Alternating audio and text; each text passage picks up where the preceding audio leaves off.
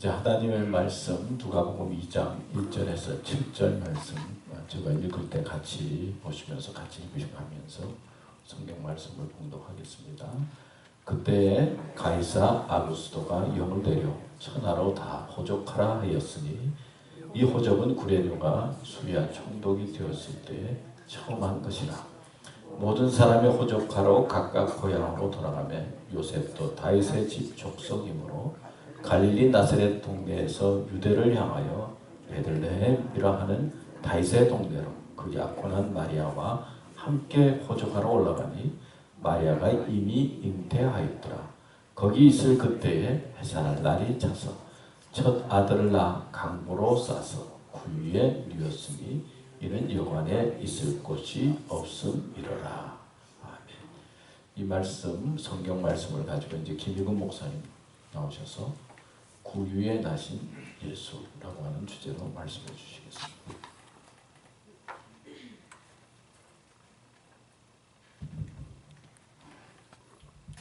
잠깐 기도하고 말씀 전하겠습니다. 하나님 아버지 감사합니다. 이 시간에는 주님의 말씀을 듣는 시간입니다.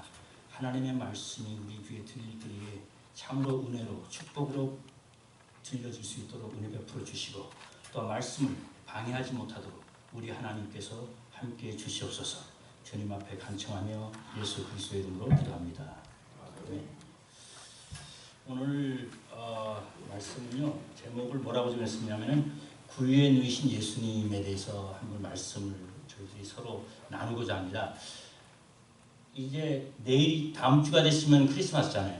항상 매년 맞이하는 크리스마스인데 우리가 이런 절기로서 개망하고 그냥 하나 행사로서 끝나는 것이 아니라 정말로 주님께서 하나님께서 이 땅에 보내신 구세주의 놀라운 은혜 역사를 신앙으로 믿음으로 다시 한번 새롭게 받아들일 수 있는 그런 시간이 됐으면 하는 겁니다. 그래서 여기 보면은 그냥 구유에 누이신 예수님이라는 초점을 놨습니다. 오늘 본문 설명 보면은 메시아 예수님이 베들레헴에서 탄생한다 이렇게 했잖아요. 베들레헴이라는 말은 두 단어로의 합성어입니다. 베슬레헴으로 해서 베스라는 말은 집이라는 뜻으로 표현되고 있고요. 레헴이라는 말은 빵이라는 뜻입니다. 그러니까 우리 외국 사람들은 빵이라는 표현보다 우리는 떡이라는 표현도 많겠죠. 그래서 베들레헴 하면 무슨 말이에요? 떡집, 빵집이라는 뜻입니다. 그런가 하면은 이 베들레헴에는 이러한 뜻이 있는가 하면은 더 중요한 것은 이 베들레헴은 다윗의 고향이기도 합니다. 다윗의 고향이에요. 왜냐하면 성경 말씀에는 이 다윗의 고향이라고 표현되고 있습니다. 그리고 다윗의 고향이라는 점에서 왜 중요한가 하는 것입니다. 그것은 뭐냐면은 하나님께서는 이스라엘 백성들에게 앞으로 메시아 구원주를 너희들에게 보내주신다고 말씀하셨어요.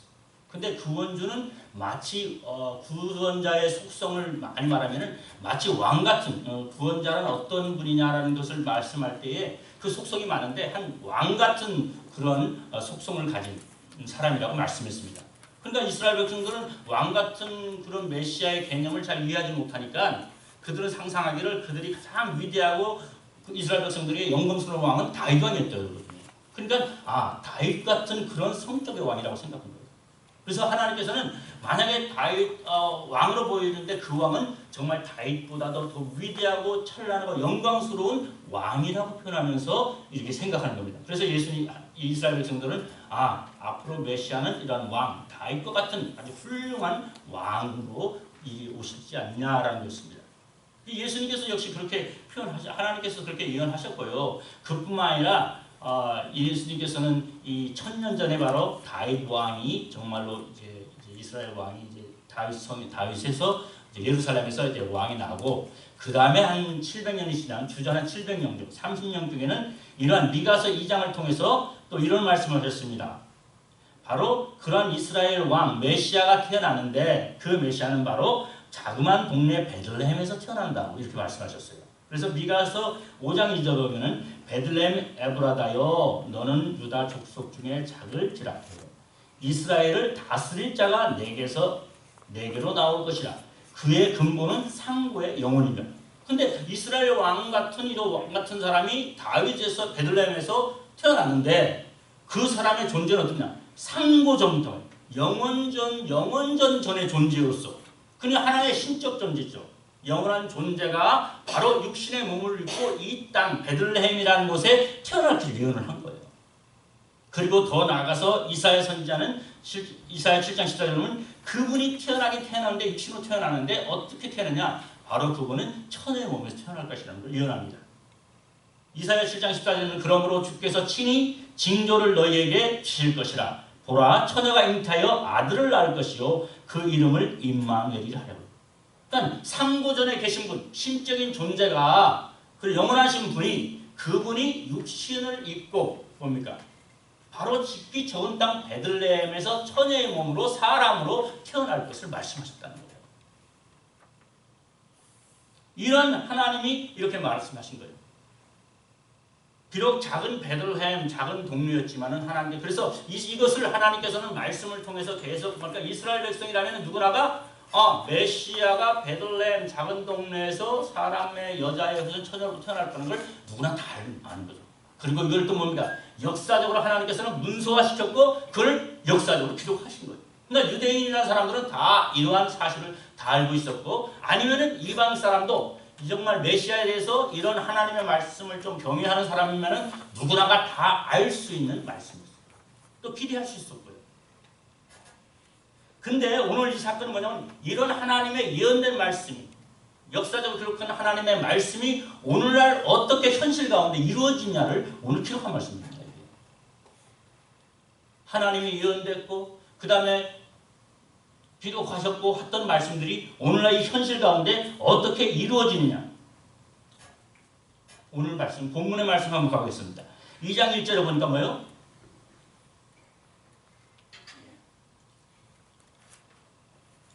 다 같이 한번. 그때 가이사 아구스토가 영을 내려 천하에 대해 호적하려고 하였으니 이거는 이 당시는 뭐냐면은 로마가 모든 나라를 지배하고 정복하는 시대. 그러니까 마치 그 당시 이제 이스라엘도 마치 로마의 섭정 시대에 있었다는 겁니다. 그때 가이사 아구스토란 말은 여기 가이사 시저 중에서도 아구스투스라는 명칭을 받았어요. 이 가이사 아구스토는 본명이 옥타비아누스였대. 근데 너무나 이 사람이 업적이 너무 크고 그 다음에 이 사람이 정말 로마의 초대 황제가 되면서 로마의 대부라는 그런 취급까지 온 거예요. 그러니까 원로본에서는 이 옥타비아누스를 아구스토라는 명칭을 준 거예요. 이 말은 뭐냐면 존귀한 자라는 뜻이에요. 그래서 이 사람은 그 당시 첫 아구스토가 되면서 로마를 얼마나 잘 이러한 정치를 했는지 정치적으로나 군사적으로 굉장히 큰 영화를 누리게 됩니다. 이분이. 그리고 굉장히 나라를 잘 다스리고 각 민족마다도 그 섭정하는 나라가 엄청나게 잘 관리를 했어요. 근데 그 당시 이제 로마의 이 사람이 시대 때 얼마나 로마가 컸냐면요. 여기 말하면 동쪽으로는 터키까지, 그 다음에 남쪽으로는 아프리카, 서쪽으로는 스페인, 위로는 영국이. 그 정도. 근데 여기 말하면 가이사가 영을 내려 천하의 그 위치를 다 이 사람이 로마가 지배하고 있었다는 거예요. 그러니까 천하라는 단어까지 사용한 거예요. 근데 이 사람이 어떻게 냐 매년 로마는 한 14년 정도마다 이제 호적하는 글을 했어요. 왜 호적하냐? 그러니까 이 사람들이 이 자기 나라의 어떤 큰 힘을 질소화시키고 또 나라의 부유를 더 얻기 위해서 호적을 함으로 말하면 뭘 하면 군사적으로 얼마나 많은 사람이 우리에게 축출하면 군사로 받을 수 있는지 아니면 또 각각 호구조사에서 뭡니까? 하느님과 세금을 징수해서 나라의 이익을 위해서 이런 목적에서 이게 징수를 내는 거예요. 그래서 이 아구스토 왕은 바로 뭐든가 군사적인 것과 아니면 다 인원을 잘 파악해서 정말 세금을 잘 받아서 더 부유하기 위해서 각 나라마다 뭐요? 각 로마의 섭정에 있는 천하의 로마의 밑에 있는 모든 민족들은 뭐요? 다 와서 호적하라고 합니다. 이게 칙령을 내는 명령을 내린 거예요. 그러니까 그 당시 인간 이스라엘도 2절에 보니까 이 호적은 구레뇨가 수리아 총독이 되었을 때에 처음 한 것이라고 그랬죠. 처음. 근데 이 호적 구레뇨 수리아 섭정, 로마의 섭정 밑에 있지만은 이스라엘은 너무나 작은 나라이기 때문에 그곳에 직접적으로 관리하는 거버너, 총독이 없었어요. 단지 여기 말하면 시리아의 총독에 의해서 또 자그마한 이스라엘이 다스림 받았기 때문에 그 호적은 구레뇨 수리아 총독이 있을 때라고 표현하고 있습니다. 이게 명령을 내리니까 마치 이 당시 이제 여기 말하는 모든 호적이 3절에 모든 호적이 모든 사람이 호적으로 각각 고향으로 돌아가네. 그 당시 고정은 자기가 우리도 이제 호적하기 위해서는 본족이 있고 주소가 있잖아요. 본족은 내가 태어난 곳. 뭐 이지만은 이스라엘 백성들의 말은 본족적인 이 호적을 하기 위한 것은 자기가 태어난 곳이 아니라 자기 조상이 태어난 곳을 자기 본족으로 삼는 거예요. 뭐지? 그러니까 각 지역에 살고 있지만 여기 말하는 오늘 말하는 요셉도 마리아도 요셉도 따져보니까 자기가 누구죠? 다윗 왕의 후손이에요. 또 다윗 왕이 어디서 태어났다가 베들레헴에 있단 말이에요. 그러니까 베들레헴으로 호적하기 위해서 가야 되는 그런 척입니다. 그래서 사제를 보면 요셉도 다윗의 집 족속이므로 갈릴리 나사렛 동네에 유대를 향하여 베들레헴으로 하는 다윗의 동료를 표현하고 있어요. 왜? 자기 조상이 요셉은 뭐냐면 다윗의 후손이었어요. 다윗의 후손 중에도 솔로몬의 계손을 따 나온 후손이었어요. 이게 바로 족보에 나온 예수님의 족보를 보면은 마태복음의 족보는 바로 다윗 요셉의 족보가 나와요. 남자의 족보가 나와요. 그래서 마태복음 1장에 보면 아브라함과 다윗을 쓴 예수 그리스도의 계보라 이렇게 말하잖아요. 그러면서 6절에 이새는 다윗 왕을 낳았으니 다윗은 우리의 아내에서 솔로몬의 계보를 따라가면서 나중에 16절에 야곱은 마리아의 남편 요셉을 낳았으니 이렇게 나오잖아요. 마리아에게 그리스도. 그러니까 요셉도 뭐예요? 자기 조상이 다윗이고 다윗의 고향이 예루살렘이기 때문에 어떻게 해요? 자기 고향으로 호적하러 가야 되는 거예요. 그런가 하면 마리아도 역시 마찬가지로 다윗의 후손이에요. 근데 다윗이 아들들이 많았어요. 왜? 다윗이 와이프가 많았잖아요. 그냥 한 20명 가까이 되니까 이 요셉은 솔로몬에 의해서 다윗의 아들 솔로몬의 계보를 따라 낳는가 하면은 이 마리아는 나단의 계보예요. 그래서 누가복음 3장 31절에 보면 그이는 멜리아요, 그이는 맨나요, 그이는 마띠아요, 그이는 나단이요, 그이는 다시라. 그러니까 다윗의 중에서도 나단의 계보를 따라서 나온 것이 바로 마리아예요. 그러니까 마리아도 엄밀히 따져보면 누구예요? 다윗의 계보예요. 근데 마태복음은 남자의 족보를 말하고 있고 누가복음은 여자의 계보를 말하고 있어요. 여자의 족보를 말하고 있어요. 그러면서 누가복음 23장에 보면 예수께서 가르치심을 시작할 때에 40세쯤 되니라 사람이 아는 대로 요셉의 아들이니 요셉의 위는 헬리요. 근데 요셉의 아버지는 다지고 보면은 여기 보면 뭐예요? 야곱이었잖아요. 근데 여기는 엘리라고 하나 엘리. 엘리는 누구예요? 마리아의 아버지를 말해요. 그러니까 여자의 이름을 집어넣기를 족보상 안 되니까 뭐예요? 자기 아버지의 이름을 그 요셉의 장인의 이름을 헬리로 집어넣은 거예요. 여자의 계보 중에서. 그러니까 두 분 다 뭐예요? 호적을 하였으니까 자기 고향으로 가야 되니까 베들레헴으로 가야 되는 이런 실정이 있습니다. 근데 우리는 이 사건을 통해서 깨닫는 것은 뭐냐면 역사의 중요 하나님의 말씀이 정말 예수 그리스도의 메시아의 탄생은 뭐예요? 다윗의 고향인 베들레헴에서 탄생해야 되는 것이 하나님의 말씀입니다. 이 역사, 이거는 아무 평범한데 하나님께서 뭡니까? 예수 그리스도의 탄생을 위해서 뭡니까? 태어나기 위해서 하나님은 역사를 운행하시는 하나님의 손길을 볼 수 있다는 거예요. 우리는 이 사건을 통해서 우리는 그렇게 깨닫는 예수 그리스도가 베들레헴에서 태어나기 때문에 하나님 뭐예요? 이 로마에 설정한 시저 아구스토스 좀 더 얼마나 위대한 왕이냐 존귀한 왕이냐 칭송한 것 같지만은 그 사람은 자기의 명령을 내리고 호적을 하라 그러고 군사적으로 불을 추기 위해서 명령을 내리고 막 자기의 능력을 과시하면서 호적하라 그랬지만은 하나님 뭐예요? 그것을 통해서 하나님의 말씀을 이루어 가시는 거예요. 우리는 여기서 사건들은 하나님은 바로 이 세상에 역사를 운행하시는 믿습니다. 역사의 주체는 누구냐? 하나님이에요. 역사의 주인공은 누구냐고? 가이사 시저도 아니에요. 시저 가이우스도 아닙니다. 유명한 위대한 사람이 아니에요. 유명한 발명가. 역사의 주인공은 누구라고요? 바로 예수 그리스도 하나님의 아들의 탄생을 지금 보고 있는 겁니다. 오늘 이 사건을 통해서 우리는 역사의 주인공이 하나님의 아들이 예수 그리스도 목적입니다. 영화를 드라마를 찍고 할 때도 보면요. 뭡니까? 주인공이 중요하잖아요. 우리 어떤 사람은 여러분 잘 아는 장금이? 그거 보면 뭐예요? 장금이가 오고 왕이 있고 음식 잘하는 사람이고 많은 사람이 있지 뭐예요? 엑스트라가 얼마나 많아요? 그러나 무명의 어린 소녀에게 뭐예요? 포커스가 맞춰지는 것처럼 바로 하나님의 놀라운 역사는 이러한 세상 가운데 역사십니다. 그 다음에 우리가 알 수 있는 것은요, 여기서 보니까요, 그때에 아비토가 영을 내려 호적을 구려냈잖아요. 근데 여기 4절, 자, 요셉도 다윗의 집족속이므로 갈릴리 나라 동네 유다를 향하여 베들레헴 하는 동네로 갔습니다. 그 다음에 우리가 알 수 있는 것은요, 5절에 그 약혼한 마리아와 함께, 그 약혼한 마리아와 함께 호적으로 올라가니 마리아가 이미 잉태하였더라. 6절에 거기 있을 때 그때의 해산할 날이 차서 첫 아들을 낳아 강보로 싸서 그 위에 뉘었으니 이는 여관에 있을 곳이 없음이라 표현하고 있습니다. 우리는 이 말씀을 통해서 깨닫는 것이 뭐냐면요, 역사의 중심은 하나님이라는 것, 예수님의 중심적이라는 것과 떠올려 예수님은 아주 복잡하고 힘들고 어려운 현실 가운데 태어났다는 사실을 깨닫게 되는 거예요.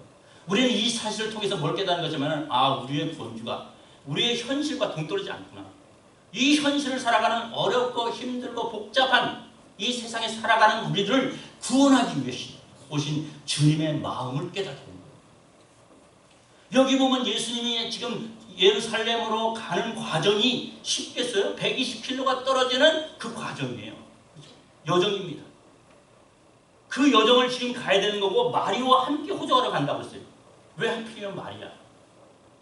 마리아를 그냥 놔두고 혼자 갈 수도 있겠죠. 그러나 어떻게 했습니까? 마리아는 처녀의 몸으로서 잉태됐어요. 만약에 혼자 놔두고 간다면, 성경에 이렇게 나와서 혼자 놔두고 간다면 그 사람들로 말하는 얼마나 핍박이라든지 수근거림이라든지 비방하는 소리를 어떻게 감당하겠냐 이거예요. 그 도저히 마리아, 이제 요셉의 입장에서는 혼자 그걸 놔두고 갈 수가 없죠. 그리고 뭡니까? 또 해산할 날이 힘들었으니까 함께 가는 그러한 여정입니다. 그런가 하면 그 과정이 얼마나 힘들고 어려웠겠어요. 그런가 하면은 마치 또 뭡니까? 그쪽에 갔더니 뭐예요? 빈방을 찾았지만은 방도 없었잖아요. 이 빈방이 없었다는 그 표현 속에서는 우리가 어떤 것도 표현할 수 있냐면은 이 세상을 살아가는데 말로 다 할 수 없는, 우리가 말로 표현하지 못하는 그 고통도 있었다는 거예요. 예수님의 이 탄생이 임하게 될 때에 이는 성령으로 잉태된 사람이라고 그러고 하나님의 자녀라고 그랬으면 모든 일이 뭐예요? 착착착착 돼야죠. 그렇죠? 가면 방도 못 된다든지, 힘들고 어릴 때 누가 같이 탑시다 해서 아주 좋은 교로 모시다든지, 이런 역사가 되는데 하나님의 아들이라고 하고 이 세상을 구원할 자라고 하는데 현실적으로는 그렇지 않았어요. 너무나 힘든 과정이었어요. 그리고 빈방도 없었고요. 그러니까 이 마리아 입장도 그렇고 요셉 입장에 보면은 하나님의 아들이고 탄생했는데도 뭐예요? 어려움과 역경은 계속 받는 거예요. 그 고통은. 우리는 이걸 통해서 하나님의 아들이고 하나님의 뜻을 따르고 가고 하나님의 말씀을 지금 실천해 베들레헴으로 가는 과정이 있잖아요. 이거 얼마나 하나님의 말씀에 순종하는 삶이에요. 그러나 우리 삶 속에는 어려움이 닥칠 수 있고 힘듦이 닥칠 수 있고 하나님의 뜻을 이뤄가는 삶 속에서도 우리는 그것을 묵묵히 받아야만 되는 그런 고통의 삶도 살 수 있다는 거예요. 어떤 때는 성령으로 잉태되는 것을 말하게 되면 이 마리아가 잉태된 것은요 하나님에 의해서 성령으로 잉태된 겁니다. 아무리 변명해도 사람들이 이해하겠습니까? 알겠습니까? 이것은 절대 남에게 얘기하고 설명해줘도 자기의 그 고통과 어려움을 이해시킬 수 없습니다.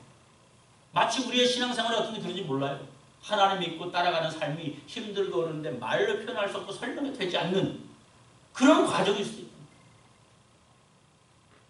그러나 우리는 뭡니까? 하나님의 뜻을 이루기 위해서 하나님의 뜻을 따라 끝까지 가야 되는 사람들입니다. 아들이 빈방이 없어서 서관이 없다라는 표현에서는 우리가 여러 가지를 필요할 수 있습니다. 아까 베들레헴이라고 그랬잖아요. 빈방이 없다고 하면 어떻게 해요? 정말로 방이 없을까요? 어떤 사람은 말해요. 비행기라든지 보면은 꽉 찼다 그래도 한두 개는 꼭 있대. 누구를 위해서? VVIP를 위해서라든지 아니면 중요한 사람을 위해서 꼭 준비하고 있다고 해요. 아니요, 그 여간 장사하는 사람들은 마치 그때의 한 대목이니까 웃돈을 좀 더 줘가지고 받으려고 있으면서도 없다고 할지도 모르겠어요.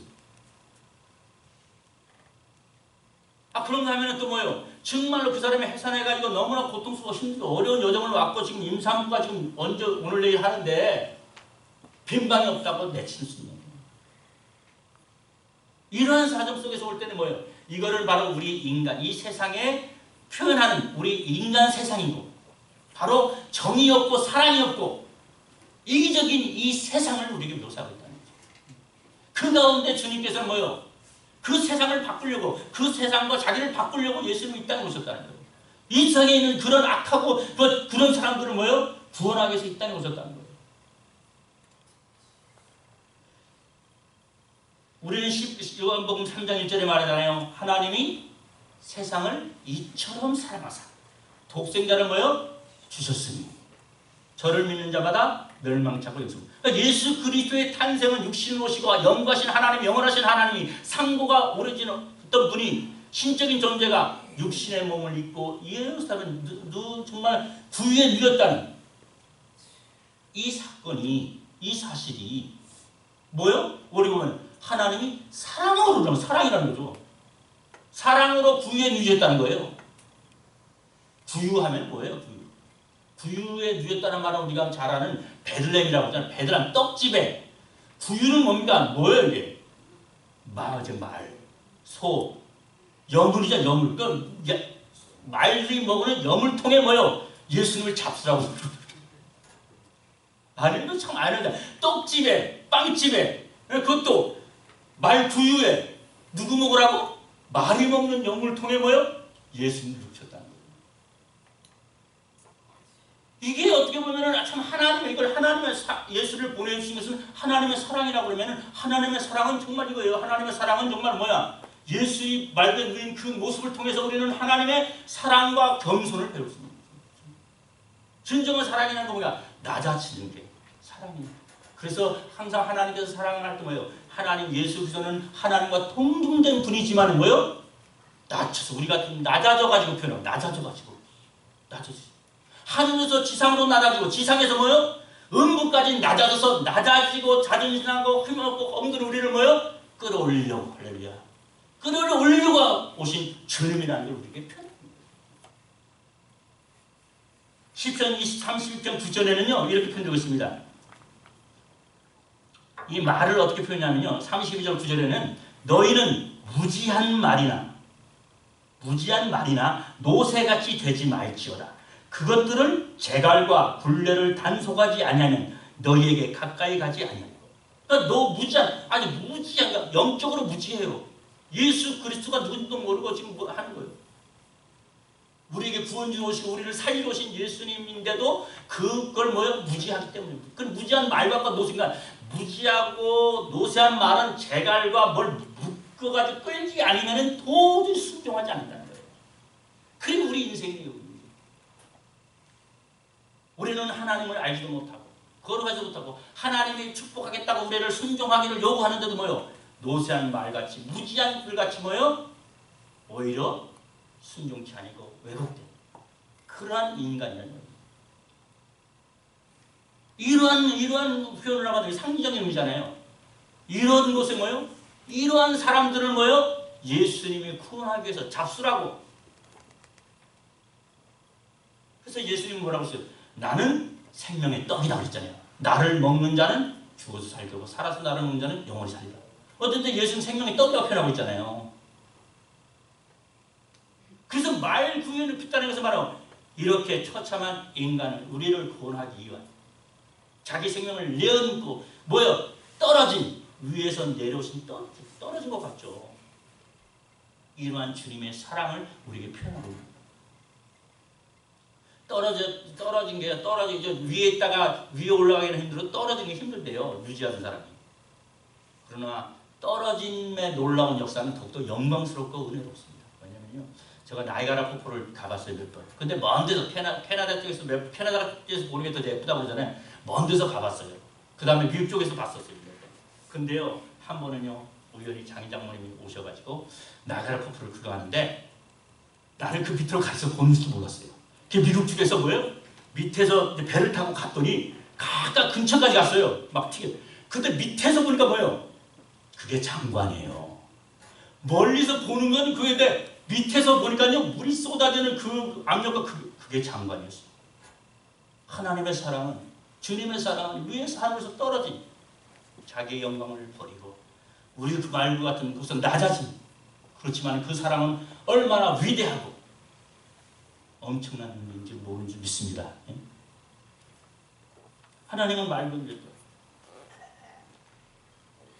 또 어떻게 보면은 이러한 것을, 그리고 말구에 늙었다는 말은 여러 가지 의미가 있겠지만 또 그다음에 빈방이 없었다 그랬잖아요. 빈방이 없었다.